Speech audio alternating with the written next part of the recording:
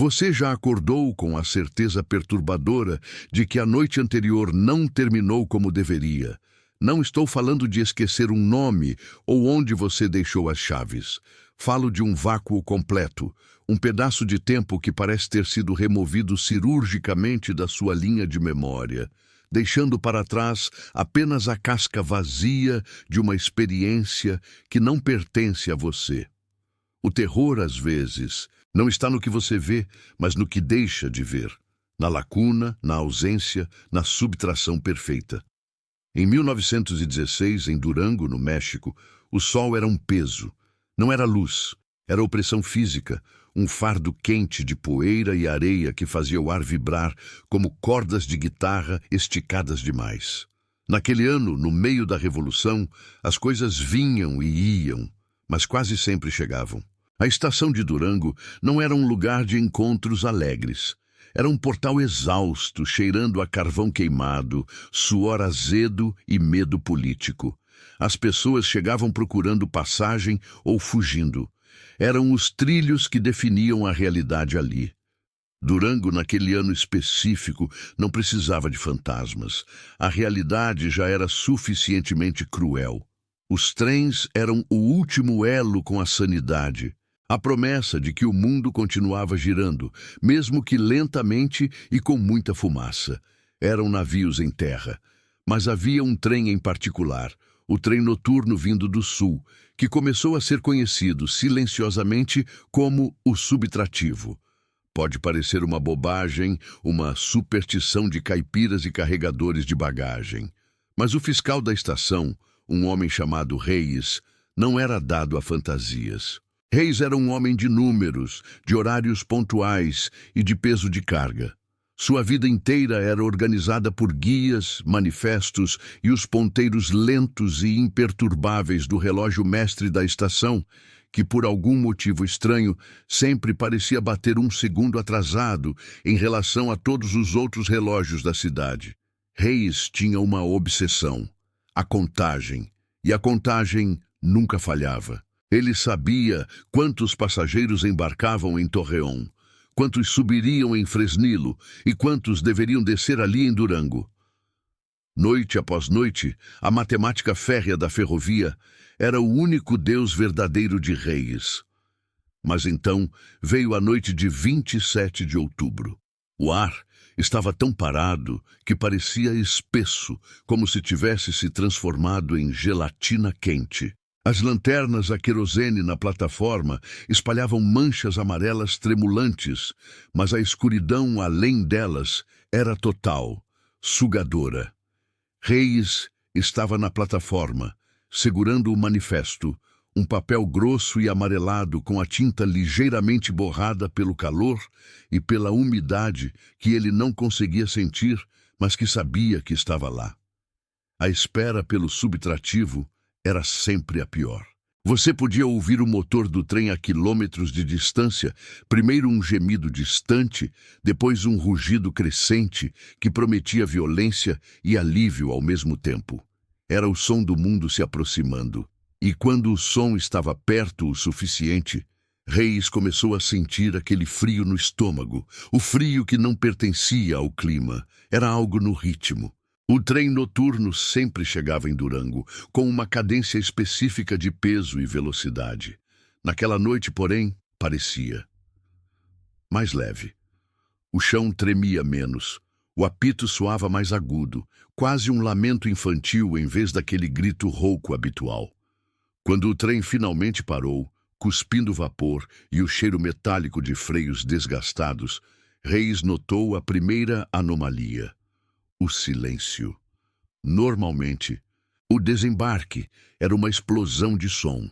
Vozes, malas batendo, crianças chorando, o ranger alto das portas, os gritos dos vendedores de água. Mas desta vez, o trem parou com um suspiro prolongado e depois um silêncio quase completo. Um silêncio que engolia o ruído ambiente, transformando a plataforma movimentada em um salão de espera vazio. Reis engoliu em seco. A garganta estava seca, mas não era apenas sede, era o terror nascendo. O maquinista desceu primeiro, cambaleando. Ele estava pálido e suado, mas não era o cansaço normal de uma longa viagem. Seus olhos estavam injetados de sangue, e ele olhava para o trem com a aversão que se tem por um animal morto. Fiscal Reyes, ele grunhiu, limpando o rosto com a manga do uniforme. Problemas na viagem, muitos. O calor e a poeira. Reyes não perguntou sobre o calor. Ele foi direto ao ponto. O manifesto, Ramírez. Quero a confirmação do número. Ramírez entregou os papéis, as mãos tremendo. E aqui, caro ouvinte, é onde a história de Durango começa a se desviar dos trilhos da realidade. Se você consegue tolerar o desconforto, se você tem a coragem de ficar, de caminhar comigo até o fim deste trilho, saiba que essa pequena discrepância numérica não é apenas um erro de contabilidade. É uma ferida aberta no tempo. Se você realmente quer saber o que aconteceu com os passageiros, respire fundo e considere se inscrever, porque essa história exige paciência. E talvez você não queira escutar o resto sozinho. Reis abriu o manifesto. Total de passageiros embarcados em todas as paradas anteriores. 87. Passageiros que desceriam em Durango de acordo com as passagens marcadas. 12. Passageiros que continuariam a viagem para o norte. 75. A matemática era limpa. Reis posicionou-se na saída do primeiro vagão de passageiros. Os poucos que desciam pareciam assustados, ou talvez apenas incomodados, olhando rapidamente para os lados antes de se apressarem para a segurança da estação. Ele começou a contagem em voz baixa, quase um sussurro ritualístico. 1. Um velho de chapéu de feltro e um embrulho. 2. Uma mulher com um lenço apertado sobre a cabeça. 3. Um soldado com o olhar vazio. 4. Uma família de 3 pessoas contando a criança. 5, 6, 7. Quando o último passageiro desembarcou, um homem de terno riscado, que parecia ter visto algo horrível através da janela, Reis parou. Ele esperou. O maquinista Ramírez observava de longe, fumando um cigarro com as mãos tremendo. Reis consultou o manifesto novamente. O número de desembarques era de 7. Apenas 7 pessoas haviam saído do trem em Durango. Ele havia contado 12 passagens destinadas àquela estação. Onde estavam os outros 5? Ele voltou ao maquinista. Ramírez, há um erro no seu relatório ou no meu manifesto. Faltam 5 passageiros de desembarque. Ramírez deu uma tragada funda e soltou a fumaça lentamente, olhando para o teto da plataforma. Não, Reis, não houve erros. Como assim? 12 passagens para Durango. Apenas 7 desceram, os outros 5 estão nos vagões. Eles não desceram ainda ou se perderam no caminho.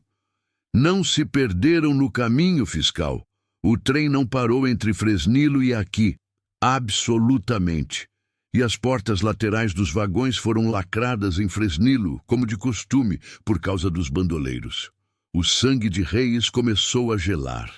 Se as portas estavam lacradas e o trem não havia parado, os 5 passageiros tinham que estar lá dentro, esperando. Talvez estivessem dormindo ou se recusando a sair, o que era incomum, mas possível. Vou inspecionar os vagões de passageiros, disse Reis, sua voz mais firme do que ele se sentia. Não perca seu tempo, Ramírez respondeu, jogando o cigarro no chão e pisando nele com força. Eu já olhei. Não há ninguém nos vagões, fiscal, a não ser os 75 que continuam viagem. Reis sentiu o peso daquele número. 75, 87 total. 12 deveriam ter saído. Se 7 saíram, restariam 80. 80 passageiros deveriam estar no trem neste momento. Mas o manifesto dizia 75 iriam para o norte. 5 passageiros sumiram. 5 vidas se evaporaram. Reis olhou para a locomotiva, que agora parecia uma criatura sombria e paciente, esperando no escuro. Os vagões de passageiros, apesar das janelas escuras, pareciam vazios de vida, embora ele soubesse que 75 pessoas ainda estivessem sentadas lá dentro. Ele caminhou até o primeiro vagão e abriu a porta deslizante. O cheiro de metal, estofamento velho e poeira era forte, mas sob tudo isso havia outro odor. Um cheiro de ozônio pesado, como se a eletricidade tivesse rompido o ar. E o frio. Dentro do vagão estava significativamente mais frio do que na plataforma escaldante. Os assentos estavam em filas perfeitas, a maioria ocupada pelos passageiros que continuavam a jornada. Eles olhavam para Reis com os olhos cansados e silenciosos. Pareciam múmias sentadas, rígidas demais para serem apenas viajantes. Ele se moveu pelos assentos vazios que deveriam pertencer aos que desembarcariam, os 5 lugares. 4 assentos no vagão 1 e 1 assento no vagão 2. Os assentos estavam vazios, completamente vazios. Mas a verdadeira perturbação veio dos detalhes. Não havia bagagem de mão, o que era esperado. Mas também não havia marcas. Não havia o amassado usual no estofamento que indica que alguém estava ali por horas. Os assentos pareciam ter sido limpos recentemente. Ou pior, pareciam nunca ter sido usados. Mas o manifesto de embarque, que Reis tinha em mãos, registrava claramente 5 nomes que haviam comprado passagens completas de Fresnillo até Durango e que haviam sido vistos a bordo. Eles haviam existido. O primeiro, um professor universitário. O segundo, uma lavadeira que visitava a família. O terceiro, um jovem aprendiz de ferreiro. O quarto e o quinto, um casal de idosos que viajava para se tratar na capital. 5 vidas com nomes, profissões, destino. E agora, apenas 5 buracos na realidade daquele vagão. Vocês viram esses 5 passageiros desembarcarem? Perguntou Reis a um dos viajantes sentados perto. O homem o encarou sem piscar. Fiscal, só acordei agora. Pensei que o trem ainda estava andando. Reis tentou outro, uma mulher que tricotava metodicamente. Senhora, o casal de idosos que estava sentado aqui. Eles desceram em Durango? A mulher balançou a cabeça, sem tirar os olhos do tricô. Não sei, senhor. O trem estava muito quieto. Achei que eles estavam dormindo o tempo todo. Era isso. Ninguém viu os 5 passageiros descerem em Durango. Mas se eles não desceram em Durango e o trem não parou em lugar nenhum, onde estavam eles? Reis inspecionou as janelas, todas fechadas e trancadas por dentro, o teto sólido, o chão inquebrável. Não havia como um adulto desaparecer de um vagão lacrado em movimento sem que os 75 passageiros restantes tivessem visto ou ouvido algo. E, no entanto, o silêncio deles era absoluto, opressor. Ele voltou à plataforma, as pernas bambas. Ramírez estava encostado na locomotiva, esfregando os olhos. Eles não estão lá. Estão, Reis? Perguntou o maquinista, a voz baixa, quase um pedido de desculpas. Não, disse Reis, sentindo a saliva grossa na boca. Eles não estão.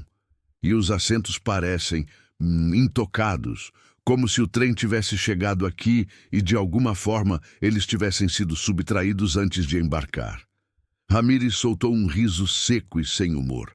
Subtraídos é a palavra. Este é o subtrativo, Reis. Ele faz isso há 2 semanas. Reis parou. 2 semanas. Nas 2 semanas anteriores, a contagem estava errada, continuou Ramírez, olhando para o céu escuro. Sempre 5, Reis. Ou 6, uma vez. Sempre um número pequeno o suficiente para parecer um erro de contagem, ou uma desistência na última hora. Mas eles embarcam. Eu vejo, todos nós vemos as passagens carimbadas, e então o trem anda e eles se vão, sem deixar vestígios, sem bagagem, sem barulho. O horror não estava no que foi levado, mas no modo como foi levado. Era a perfeição silenciosa da subtração. Se houvesse sangue, luta, janelas quebradas, seria um crime, algo compreensível. Mas a ausência era limpa, fria, e falava de uma força que não usava chaves nem armas, usava apenas o tempo e o movimento do próprio trem. Reis pegou a prancheta e riscou os 5 nomes que deveriam ter desembarcado. Ele teve que fazer isso para que o trem pudesse partir para o norte. Mas ele não riscou os nomes dos passageiros que iriam para o norte. 75 deveriam continuar. Ele caminhou rapidamente para o vagão seguinte, abrindo a porta. Ele precisava fazer uma contagem rápida, apenas para ter certeza de que o trem não estava subtraindo pessoas em outras categorias também. Ele contou os sentados. 1, 2, 3. Ao chegar ao final do terceiro vagão, a contagem parou em 69. Reis congelou. 69. O manifesto dizia 75. Isso significava que, além dos 5 que deveriam descer e sumiram, mais 6 passageiros que iriam para o norte tinham desaparecido dos vagões. 11 pessoas, no total. O tremor começou nas mãos de Reis e subiu para o peito. Não foi um erro no manifesto. Não foi um erro de contagem. O trem estava partindo. Enquanto Reis olhava para a fila de assentos vazios onde 6 pessoas deveriam estar, ele ouviu o grito rouco do apito de Ramírez. Era o sinal de partida. O subtrativo estava pronto para seguir seu caminho para a escuridão do deserto do norte. Reis correu para a plataforma, tropeçando no cascalho. Ramírez, espere! Mais 6 sumiram, eles nem deveriam ter descido aqui. Ramírez olhou para ele, o rosto exausto e conformado.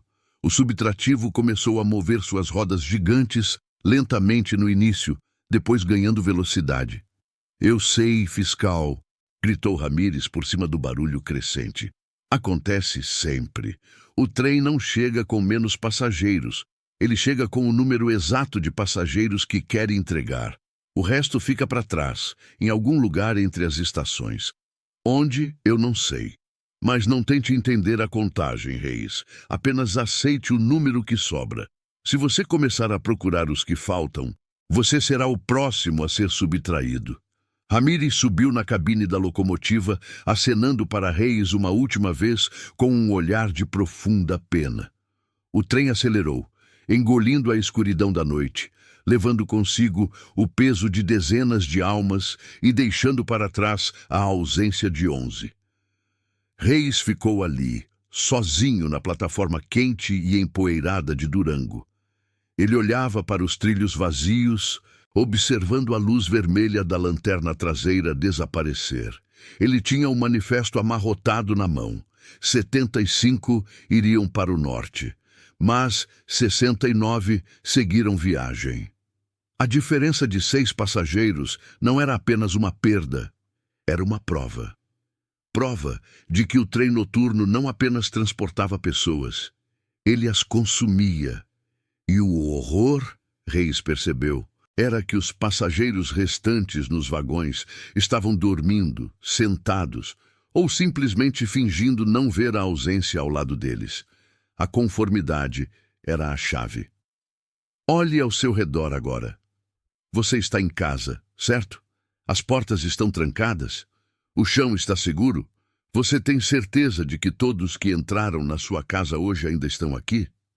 Se você sentiu essa pontada de frio, se reconheceu a sensação de algo faltando, algo que deveria estar aqui, mas não está, diga algo nos comentários. Apenas escreva: eu não estou sozinho. Porque talvez, só talvez, se nos identificarmos, o subtrativo não terá espaço para agir em seu silêncio perfeito, mas o silêncio de Durango naquela noite era tudo o que restava. Um silêncio que pesava 11 vidas a menos. E se você fechar os olhos e ouvir com atenção, poderá sentir o tremor distante de um trem que se afasta e o som muito mais próximo, no seu próprio quarto, de uma ausência que não deveria existir. Você tem certeza de que o assento vazio ao seu lado nunca foi ocupado? Você já acordou com aquela certeza fria, bem no meio da madrugada, de que algo essencial foi retirado do ambiente? Não um objeto, não um som, mas sim a qualidade do ar, a densidade da escuridão. É como se o vácuo tivesse deixado um resíduo, uma poeira de ausência que se acomoda lentamente sobre o seu peito, tornando cada respiração um esforço. Em Durango, naquele ano de 1916, o que chegava era exatamente esse resíduo. Não era apenas a falta dos passageiros que perturbava, era a impossibilidade lógica dessa falta. A primeira vez, disseram que era a revolução, que eram desertores, covardes que saltaram do trem nas curvas lentas da serra, buscando um atalho para o esquecimento, ou talvez para a fronteira americana, desesperados pela neutralidade. Mas a ferrovia não era feita de inocentes. Os funcionários, os maquinistas, os foguistas, os homens que conheciam o ritmo do metal sob seus pés, sabiam que a explicação era fina demais, transparente demais. O chefe da estação, um homem chamado Ramiro, magro e pálido, com olhos que pareciam ter visto poeira demais e noites de menos, recebia cada relatório como se estivesse assinando a própria sentença. Depois do terceiro trem, que chegou com 23 nomes na lista de embarque e apenas 5 corpos vivos tremendo nos bancos, Ramiro parou de falar sobre desertores. Ele começou a falar sobre o tempo.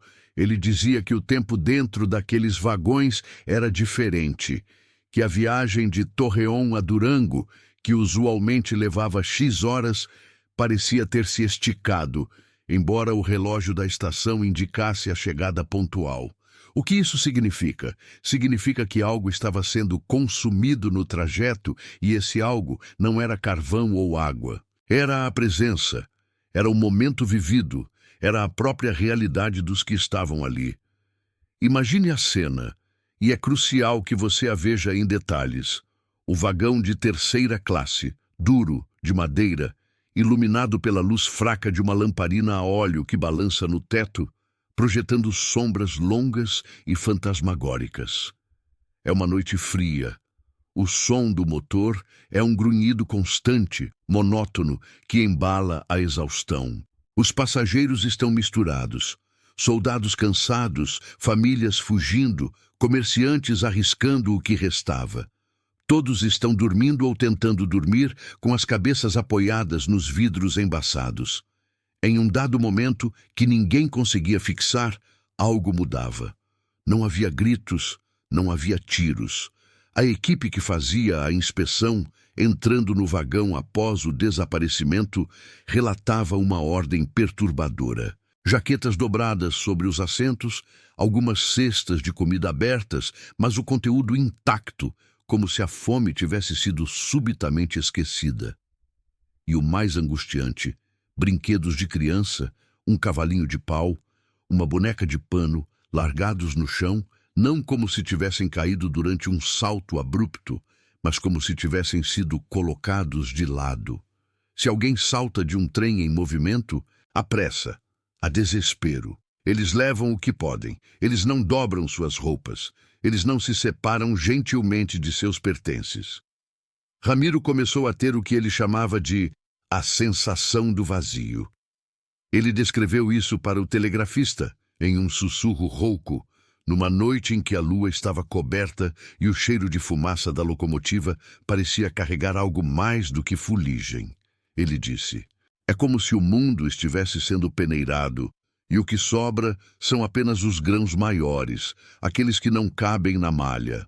Os outros, os finos, desaparecem no vento, e o pior, não fazem falta física, apenas a falta estatística.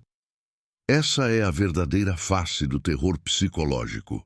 A sensação de que você poderia desaparecer sem deixar um furo perceptível na tapeçaria do mundo. A sensação de que o seu lugar seria preenchido instantaneamente pelo silêncio e que ninguém, exceto talvez um contador de passageiros obsessivo, notaria que você se foi. Esta história é longa e exigirá sua paciência. Fará você questionar cada viagem que já fez, cada noite que passou sob um teto que parecia protetor. Se ainda não fez essa concessão silenciosa, faça-a agora. Assuma o compromisso de ficar até o fim, pois a revelação do que realmente estava viajando naqueles trilhos é a chave para entender o que ainda pode estar esperando por você no próximo corredor escuro. Os soldados sobreviventes, quando interrogados, eram inúteis. Eles não tinham visto nada. Eles dormiram. E é aqui que a tensão se aprofunda. Você já tentou dormir em um trem? É um sono pesado, turbulento, mas quebrado por ruídos constantes. É praticamente impossível que dezenas de pessoas desapareçam de um vagão sem que o mais leve ruído de protesto ou movimento desperte alguém. Havia apenas um homem, um ancião, chamado Dom Vicente, que sobreviveu à viagem mais vazia de todas. Chegou sozinho em um vagão que deveria ter transportado 32. Dom Vicente não falava. Ele apenas observava. Seu olhar era fixo, vidrado, focado em algo que estava sempre um palmo além da parede. Quando a Cruz Vermelha tentou alimentá-lo, ele rejeitou. Não estava doente, estava esvaziado. Finalmente, na quarta noite após a chegada, sob a pressão silenciosa e crescente de Ramiro, o chefe da estação, Dom Vicente murmurou. E o que ele disse é o coração gelado desta segunda parte. Ele não descreveu um monstro, um bandido ou um espectro. Ele descreveu a luz. Não era a luz do sol, nem a do lampião. Era uma luz que não aquecia, uma luminosidade branca, quase dolorosa, que parecia brotar de dentro da madeira do vagão. Ele disse que, no meio da noite, quando o trem estava no ponto mais alto da serra, onde o silêncio exterior era quase absoluto, exceto pelo estalo da caldeira, essa luz começava a pulsar. E o pulsar não era luminoso, era sonoro. Era um zumbido grave, baixo, que vibrava através do metal e da madeira, diretamente no osso do peito. Dom Vicente tentou acordar a mulher que estava sentada à sua frente, uma jovem mãe com um bebê. Ele esticou a mão, mas a luz já estava no ápice. Ele disse que as pessoas não gritavam porque não tinham a chance de gritar. O zumbido, a vibração, era acompanhado por uma sensação de suavidade esmagadora. Ele descreveu como se as bordas do mundo estivessem derretendo e a matéria, as pessoas, estivessem se tornando maleáveis. Dom Vicente tentou se levantar, mas sentiu que seu corpo estava pesado, como se tivesse sido preenchido com areia fina. Ele viu a jovem mãe. A luz branca estava envolvendo-a, e ele não viu ela desaparecer. Ele viu ela desfazer-se. Não havia sangue, não havia carne rasgada, apenas uma dissolução silenciosa, como açúcar em água quente, mas mais rápida, mais limpa, e por isso infinitamente mais terrível. A jovem mãe estava lá em um momento e no instante seguinte o assento estava vazio e no lugar dela havia apenas uma leve névoa que o zumbido parecia sugar para as frestas do vagão. Ele fechou os olhos. Ele se encolheu. Ele implorou. Mas para quem? Para o motor que seguia em frente, ignorando o buraco que se abria na realidade.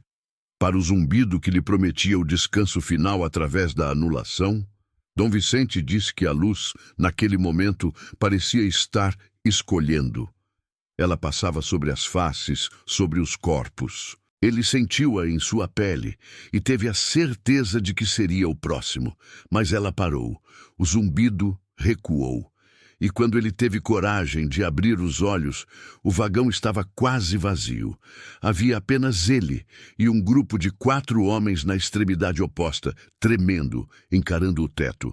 A lamparina balançava normalmente. E o cheiro de óleo queimado era a única prova de que a realidade não havia sido totalmente substituída pelo pesadelo. Ele sobrevivera. Mas por quê? Dom Vicente não tinha a resposta. E essa é a parte que corrói a alma de quem ouve. A arbitrariedade. Por que alguns são levados e outros deixados para trás, condenados a carregar o peso do vazio? Ramiro, o chefe da estação, começou a desenhar diagramas. Ele estava convencido de que o mistério não residia na viagem, mas nos pontos específicos do trilho. Ele notou que a maioria dos desaparecimentos coincidia com uma seção da via férrea conhecida como El Nudo del Silêncio, o Nó do Silêncio, um trecho onde a linha de telégrafo passava sobre um veio de minério de ferro particularmente denso. Preste atenção nisso. Se você está realmente sozinho agora, talvez devesse parar de respirar por um momento. O que acontecia ali? Os engenheiros da ferrovia, chamados para investigar e prontos para encobrir a situação culpando os rebeldes de vila, encontraram anomalias elétricas no Nó do Silêncio, picos de energia inexplicáveis que se dissipavam no ar. Era como se a própria Terra estivesse conduzindo um tipo de corrente que não era natural. Ramiro teorizou que o trem, ao passar por aquele ponto, servia como um gigantesco ímã, ou melhor, como um portal condutor para algo que precisava de energia humana para se manifestar. O metal do vagão, o ferro das rodas, o vapor da caldeira, tudo amplificava o zumbido, a luz e a capacidade de extração. Os sobreviventes que foram poupados tinham algo em comum. Eram os mais velhos, os mais doentes ou os mais indiferentes à própria vida. Eles eram, estatisticamente, os passageiros com menor energia vital. O horror não era um monstro faminto por carne. Era algo que buscava a própria essência da existência, a força que nos move, a esperança ou a vontade de lutar. E quando encontrava essa vitalidade, ela a sugava, deixando apenas a casca, o invólucro vazio, que era Dom Vicente. Se você já se sentiu observado, como se o ar estivesse sendo sugado de você em um ambiente fechado, deixe uma palavra no escuro. Diga apenas, eu sinto ou não estou sozinho. Compartilhe isso com quem você sabe que não dormirá bem esta noite, pois eles precisam entender o custo da solidão. O pavor em Durango não era que o trem pudesse cair nos barrancos ou que os bandidos pudessem atacar. O pavor era que, em meio ao caos da revolução e da guerra, a indiferença do universo encontrasse uma forma de transporte eficiente. Os vagões se tornaram câmaras de espera, e a cada nova viagem o medo crescia. Os maquinistas começaram a pedir demissão em massa. Os foguistas se recusavam a passar pelo Nó do Silêncio. A ferrovia, que era a espinha dorsal de um país em convulsão, começou a paralisar. A única solução encontrada pelas autoridades federais foi a mais cruel: encher os vagões de criminosos, prisioneiros políticos e desertores capturados, pessoas que eles consideravam descartáveis. A esperança era que a luz, ou seja lá o que fosse o zumbido, se satisfizesse com essa carga. Mas o que acontecia, e isso nos leva ao limiar da terceira parte, é que o número de desaparecidos não diminuía. 8 prisioneiros de Torreón desapareceram. 16 soldados rebeldes acorrentados uns aos outros sumiram, deixando apenas as correntes caídas, frias e abertas, como se a matéria entre os elos tivesse sido desfeita. O medo não estava mais no que viria, mas no que já estava lá, dentro de cada um, esperando ser sugado. O trem de 1916 não era apenas um transporte, era uma peneira que filtrava a vida. E o que restava em Durango era a prova silenciosa de que a ausência pode ser mais pesada e mais opressiva do que a presença mais terrível. A pergunta que ficou na estação de Durango, na boca de Ramiro, era simples e devastadora.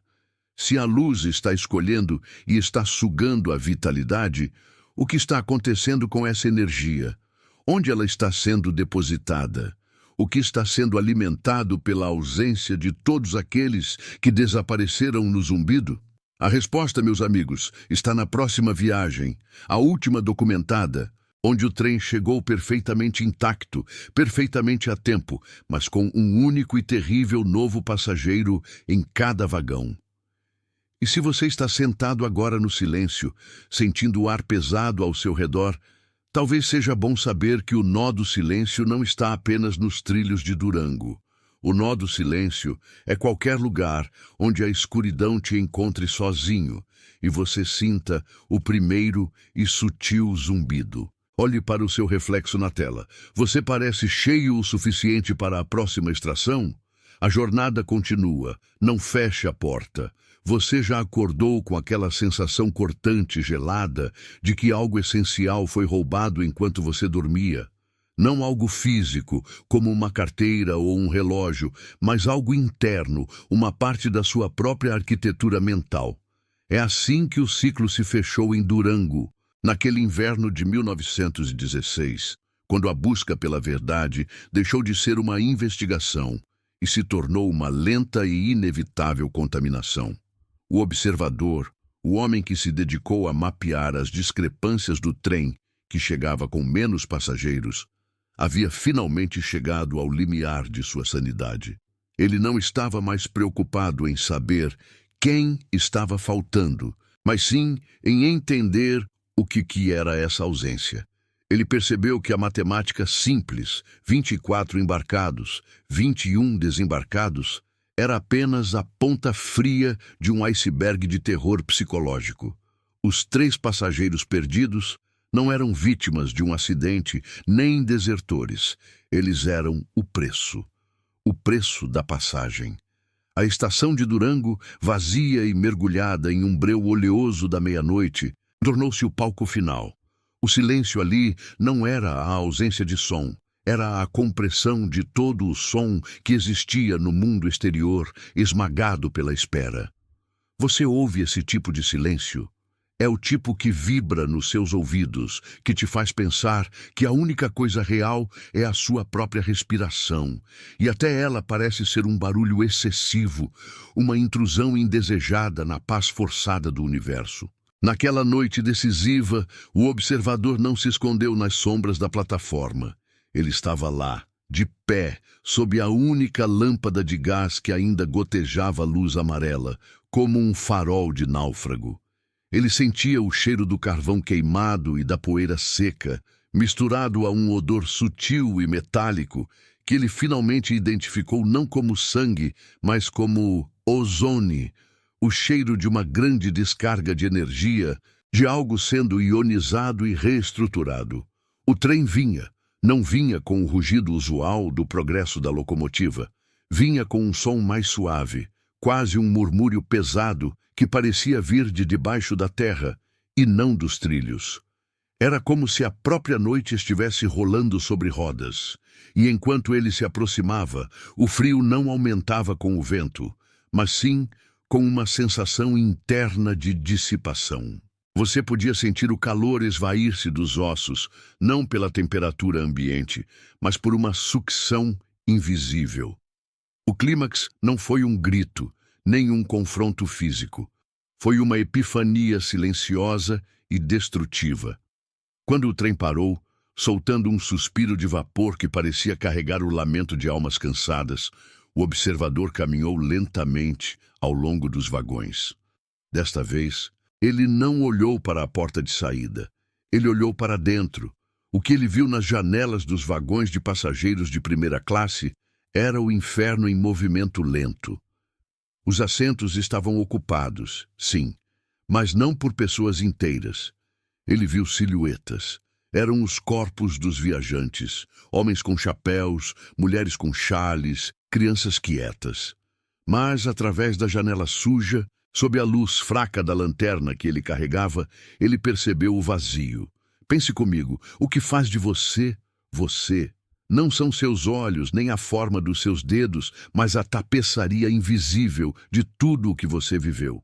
É a dor que te ensinou, a risada que você não consegue esquecer, o medo irracional de aranhas, a melodia de ninar que sua mãe cantava, o primeiro desgosto amoroso. Tudo isso é a sua essência, a sua narrativa, o seu eu completo. O trem de Durango, ele entendeu, era uma máquina de coleta de narrativa. Aqueles que viajavam eram esvaziados sutilmente, vagão por vagão, estação por estação. O trem não estava roubando seus corpos, estava roubando suas histórias. Estava sugando a singularidade que os tornava passageiros únicos. Ele viu um homem de meia-idade sentado ereto, com os olhos abertos e fixos. Mas o que faltava era o brilho da expectativa, o tremor da memória. Era como se a alma do homem tivesse sido substituída por areia, e ele mal conseguisse manter a forma. Outra mulher, com um pequeno embrulho no colo, parecia estar ninando-o, mas a expressão de ternura maternal havia sido limpa, deixando apenas uma máscara de músculos relaxados. Ela estava realizando o ato de ninar, mas o sentimento havia partido. E então ele viu a diferença crucial. Os passageiros que chegavam com menos eram aqueles que tinham perdido tanto de si que já não contavam mais como indivíduos no grande registro. Eles eram cascas. Os 3 que faltavam, aqueles cujos assentos estavam vazios, eram os passageiros que, em um momento de pico da sucção do trem, haviam lutado. Haviam tentado manter-se agarrados à sua dor, ao seu amor, ao seu medo. E nessa luta, a máquina do trem havia coletado tudo. Sim, você ouviu bem. Não é a perda gradual que é a tragédia maior. É a perda total e absoluta. Os 3 passageiros ausentes eram aqueles cujos eus foram extraídos por completo, deixando para trás apenas a roupa e talvez um pequeno vestígio de calor no estofado de veludo do assento. O observador sentiu um calafrio que não era de frio, mas de reconhecimento. Ele estava olhando para um espelho de sua própria dissolução iminente. Este trem não era uma anomalia mecânica, era uma entidade vampírica, alimentando-se da consciência humana em tempos de grande turbulência. Em 1916, com a Revolução Mexicana fervilhando, com tanta incerteza, tanto desespero e tanto heroísmo sendo gerado e consumido, a energia narrativa era abundante. O trem estava colhendo a safra da alma de um país em guerra civil. Ele encostou a mão no vidro frio da janela. E foi aí que o terror se tornou pessoal, irreversível. Enquanto ele olhava para seu próprio reflexo na janela escura, que refletia a lanterna trêmula e a noite opressiva, ele percebeu algo errado. Seu próprio reflexo estava mais fraco. Não em termos de luz, mas em termos de definição. Havia uma névoa cinzenta onde deveria estar a profundidade de seus olhos, o traço de sua preocupação. Era como se o próprio ato de entender a máquina o tivesse marcado para a extração. A verdade era o bilhete. Ele tentou puxar a mão para trás, mas a pele pareceu aderir ao vidro frio por um instante. Naquele breve toque, ele sentiu a vibração profunda, o zumbido sutil do motor interno do trem. Não era um motor a vapor, era um motor de processamento. E então, uma voz. Não vinda de um passageiro, mas do próprio compartimento entre os vagões. Era um sussurro seco, sem eco, que parecia se formar diretamente em sua medula espinhal, contornando seus ouvidos. Você viu demais, observador, e agora você é valioso. Valioso. O que isso significava? Que sua história, a história da busca, do medo, da loucura que o consumiu, era o prêmio principal. Ele tinha se tornado a cereja no topo do bolo do sofrimento. Se você está ouvindo isso agora, preste muita atenção, porque a partir daqui o caminho de volta se fecha. Se você decidir continuar ouvindo isso, você está concordando em carregar esse peso comigo.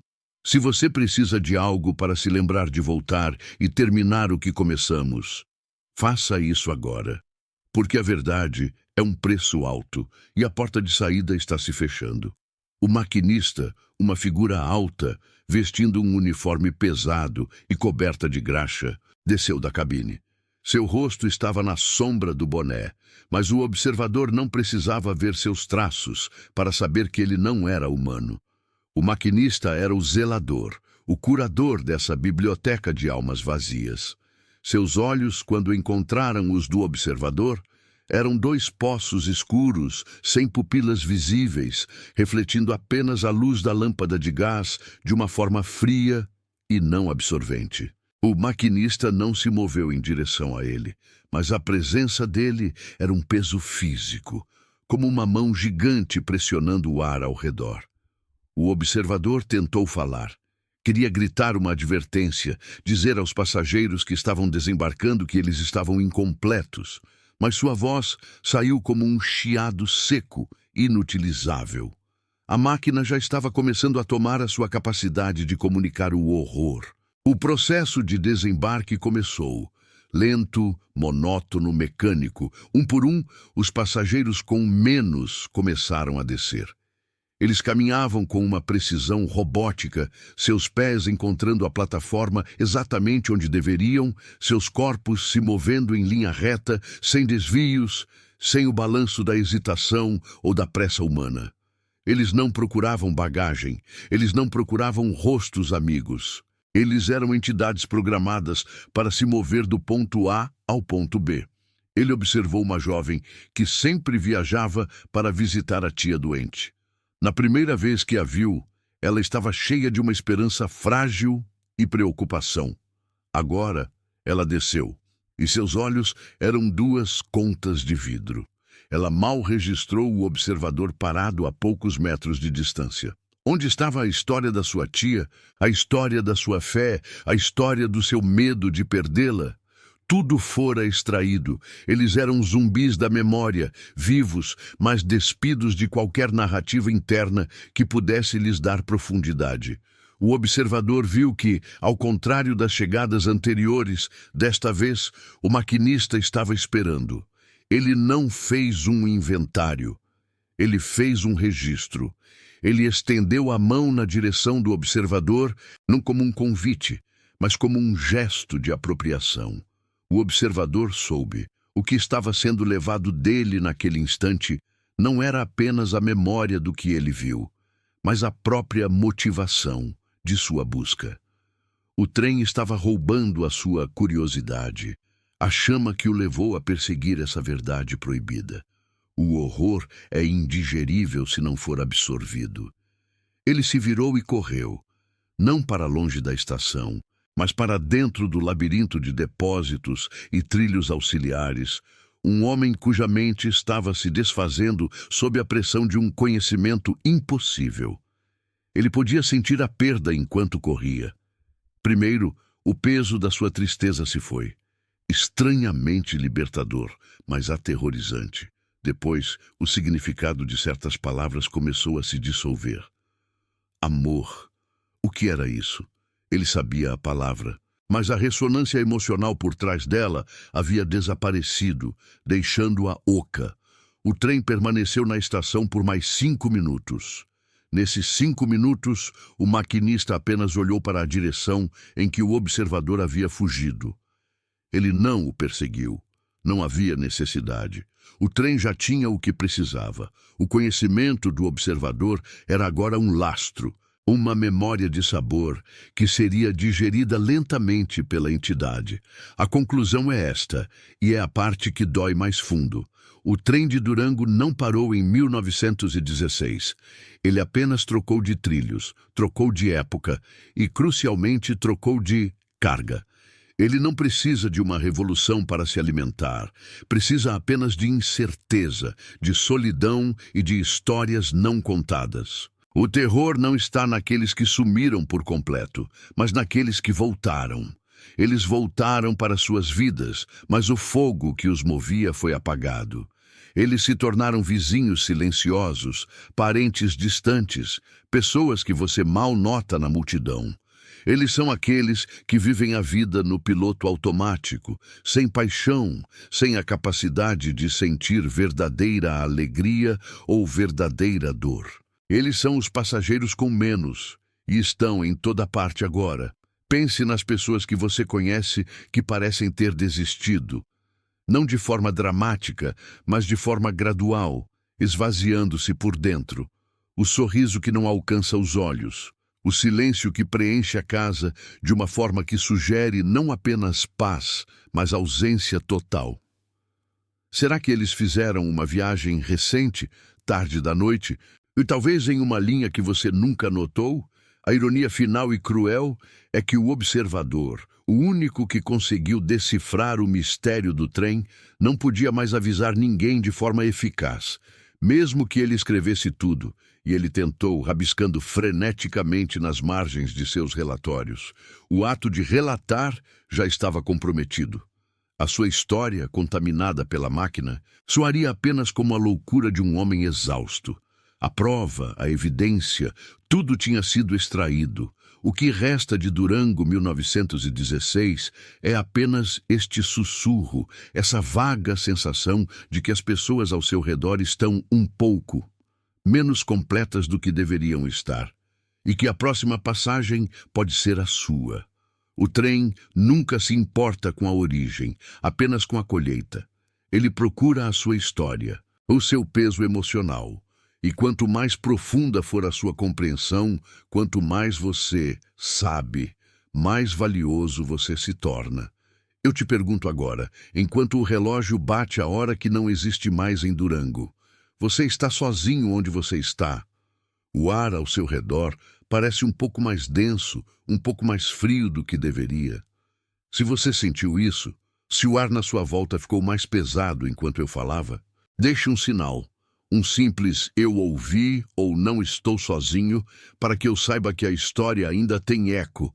E se você conhece alguém que precisa de um aviso, compartilhe isso com ele, mas avise para não assistir sozinho.